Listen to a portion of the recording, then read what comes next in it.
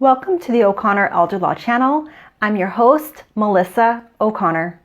Today I wanted to talk to you about who inherits your property if you pass away and have a spouse and children from a prior relationship. But before I do, I wanted to invite you to schedule a free strategy session with me at eldermeeting.com. Okay, so a call that I frequently get is somebody passes away and they have a spouse, and there are also children from a prior relationship. Normally we're speaking of adult children. And so either the spouse or the adult children are calling me to report that there was a death in the family and that they want to open up a probate estate. There is no will, and they want to know who inherits what.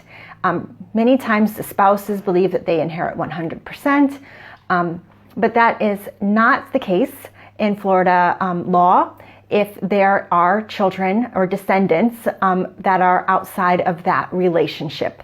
So if you are married and your spouse has children from a prior relationship or otherwise outside of the marriage, and you have no will, and your property is not titled husband and wife, everything is in the deceased person's name alone, then the spouse, the surviving spouse, will inherit 50%, and the descendants, the children, will inherit 50%. So if there's multiple children, you just take their 50% share and divide it amongst the children equally.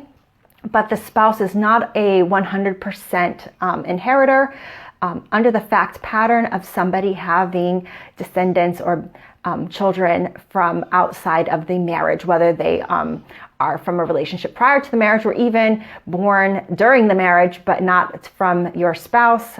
Now it's a 50-50 split between the surviving spouse and the descendants. I hope that this information has been helpful to you. If it has, I ask that you like and share with others. And as always, you're welcome to schedule a free strategy session with me at eldermeeting.com. Thank you.